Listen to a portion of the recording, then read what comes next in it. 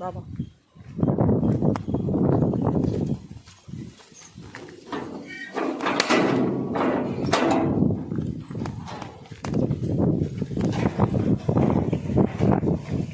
நண்பர்களுக்கு வணக்கம். இன்றைக்கி பார்த்தீங்கன்னா காலையில் ஒரே பரபரப்பு. நானும் இப்போ ஒரு வாரமாக நினச்சிட்ருக்கேன் சமையல் வீடியோலாம் போடணுன்ட்டு, போடவே முடியல. ஏன்னா பசங்களை வந்து காலையில் ஸ்கூலுக்கு அனுப்பமுன்னே போதும்னு ஆயிடுது. பாப்பாவுக்கு 8 மணிக்கு வேனு, குமரன் 8:15 ஸ்கூலில் கொண்டு விடணும். அப்புறம் நம்ம இப்போ பார்த்திங்கன்னா கொஞ்சம் டிரைவிங் போய்கிட்டு இருக்கேன் இப்போது, கார் ஓட்டுறதுக்கு. அதுக்கு வேறு 8 மணிக்கு நான் கிளம்பணும். அதனால் பார்த்திங்கன்னா இப்போது வீடியோவை எதுவுமே எடுக்க முடியலை. அதனால் பார்த்திங்கன்னா இன்றைக்கி டிரைவிங்லாம் முடிச்சுட்டு வந்து தான் அவங்களுக்கு வீடியோ எடுக்கிறேன்.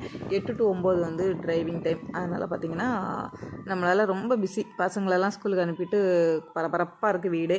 அதனால் பார்த்திங்கன்னா எனக்கு கொஞ்ச நாள் கழித்து தான் சமையல் வீடியோ போட முடியும். கிட்டத்தட்ட இப்போது டிரைவிங் கிளாஸ் முடிய போகிற டைம் ஆயிடுச்சு. முடிஞ்சதுக்கப்புறமா நம்ம சமையல் வீடியோ பார்க்கலாம்.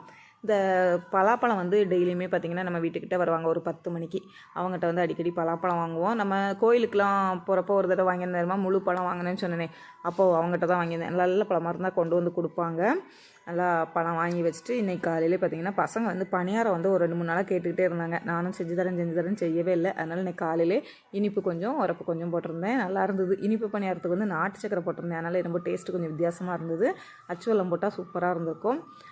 பரவாயில்ல, நல்லா இருந்தது. கார பணியாரம் தான் அவ்வளோ சூப்பராக இருந்தது. டக்குன்னு காலி ஆயிடுச்சு. நான் அது வேறு கொஞ்சமாக தான் வச்சுருந்தேன்னா அதனால் டக்குன்னு காலி ஆயிடுச்சு.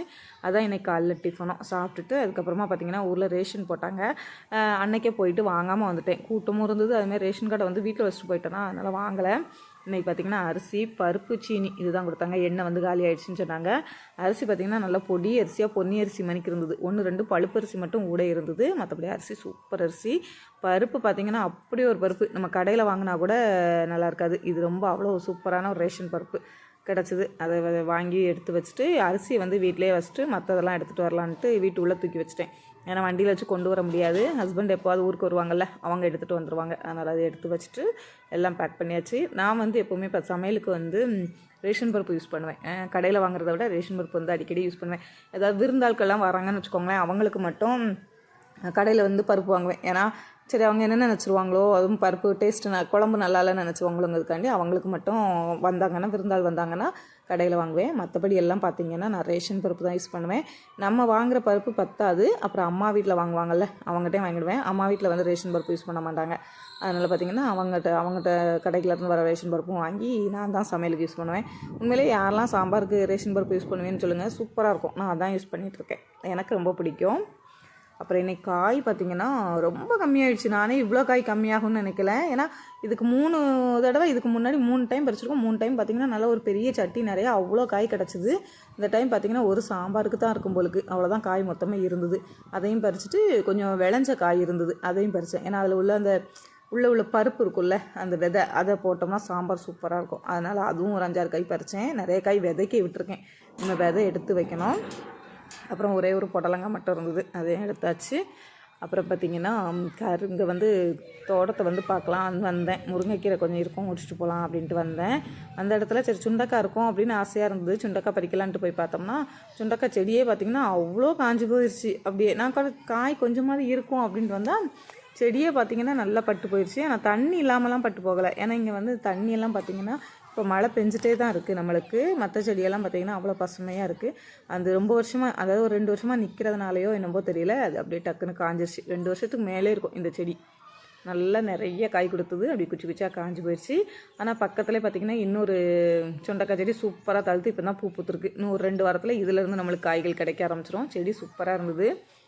நம்ம தோட்டத்தில் பார்த்திங்கன்னா நிறைய கருவேப்பிலை நிற்கும். இது எல்லாமே பார்த்திங்கன்னா நம்ம வச்சதே கிடையாது. எல்லாமே குருவி சாப்பிட்டுட்டு கொண்டாந்து போடல, அதில் உள்ளதான். இலைகள்லாம் எவ்வளோ ஒரு சூப்பராக இருக்குது பார்த்துக்கோங்க. இப்போ சாரமழை வேறு நல்லா பெஞ்சிட்ருக்கா, செம்ம சூப்பராக இருக்குது. இலைகள் எல்லாம் நல்லா தளிர்விட்டு அவ்வளோ அழகாக இருந்தது. சரி கொஞ்சம் துவையல் அரைக்கிறதுக்கு எடுத்துக்கலாம், நாளை வெள்ளிக்கிழமெல்லாம் சாம்பார் வச்சு கருவேப்பிலை துவையல் அரைச்சிக்கலாம்னு சொல்லிட்டு கொஞ்சம் ஒடித்தேன். இலைகளை பார்த்த உடனே அப்படி சட்டச்சட்டன்னு அவ்வளோத்தையும் ஒடிச்சிடலாமான்னு ஆசையாக இருந்தது. அவ்வளோ சூப்பராக இருந்தது.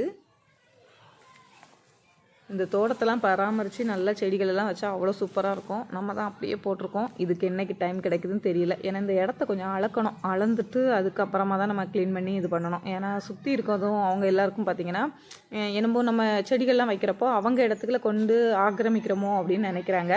அதனால தான் அப்படியே போட்டுட்டோம். ஃபஸ்ட்டு நம்ம க்ளீன் பண்ணிவிட்டு, அதாவது இடத்த அளக்கணும். ஃபஸ்ட்டு இடத்த அளந்துட்டு அதுக்கப்புறமா தான் க்ளீன் பண்ணி நம்ம செடிகளை வைக்கலான்ட்டு அப்படியே போட்டுட்டோம். ஏன்னா இதுக்கு முன்னாடி கொஞ்சம் செடிகள் வச்சோம்ல, வச்சப்பெல்லாம் பார்த்திங்கன்னா நிறைய பேருக்கு கஷ்டமாக இருந்தது. நம்ம வாழை மரம் அதெல்லாம் கொண்டாந்து வைக்கிறப்போ பக்கத்தில் இருக்கவங்களுக்குலாம் என்னமோ அவங்க இடத்துல கொண்டு வைக்கிறோமோ அப்படிங்கிற மாதிரி தோணுது. ரொம்ப கஷ்டப்படுறாங்க. அதனால் பார்த்திங்கன்னா இடத்த அளந்துட்டு நம்ம இடம் தெரிஞ்சதுக்கப்புறமா நம்ம இடம் எந்த அளவுக்கு இருக்குதுன்னு பார்த்துட்டு அந்த இடத்துக்குள்ள நம்ம க்ளீன் பண்ணிவிட்டு வைக்கலாம் அப்படின்னு நினச்சிட்டு அப்படியே விட்டுட்டோம். பார்ப்போம், சீக்கிரமாக அளக்கணும். அப்புறமா பார்த்திங்கன்னா இங்கே வீட்டு உள்ளேயும் கொஞ்சம் கருவேப்பிலை இருந்தது. அது நல்லா இருந்தது. சரி கொஞ்சமாக மட்டும் உடச்சிட்டு அப்புறம் பார்த்திங்கன்னா கொஞ்சம் கருவேப்பிலை செடி வந்து நிறையா இருந்தது. இங்கே நம்ம வீட்டில் பக்கத்தில் உள்ளவங்க கேட்டிருந்தாங்க ஒருத்தங்க, கருவேப்பிலை செடி இருந்தால் எனக்கு கொண்டு வந்து கொடுங்கன்னு சொல்லிட்டு. அதுக்காக பார்த்திங்கன்னா ஒரு 10-20 செடி இருக்கும். குட்டி குட்டியாக நிறைய நின்றுது. நான் நம்மளுக்கு தேவையான செடிகளை மட்டும் நிறையா பறிச்சுக்கிட்டு அப்புறம் அங்கே முருங்கைக்கீரை கருவேப்பிலை எல்லாத்தையும் எடுத்துகிட்டு அங்கேருந்து கிளம்பிட்டேன். அப்படியே பார்த்திங்கன்னா அண்ணி வீட்டுக்கும் போனேன். ஆனால் அண்ணி வந்து வீட்டில் இல்லை, கொஞ்சம் அவங்க வேலையாக வெளியே போயிட்டாங்க. அதனால் அங்கே வீட்டுக்கு போயிட்டு அவங்களுக்கு கொஞ்சம் பணியாரம் கொண்டு வந்திருந்தேன். அதையும் கொடுத்துட்டு அப்புறமா அங்கேருந்து கிளம்பியாச்சு. ஏன்னா பசங்க ஸ்கூல் கூப்பிட போனோம் குமரனை. அதுக்கு முன்னாடி இங்கே வீட்லேயுமே கொஞ்சம் வேலை இருக்குது.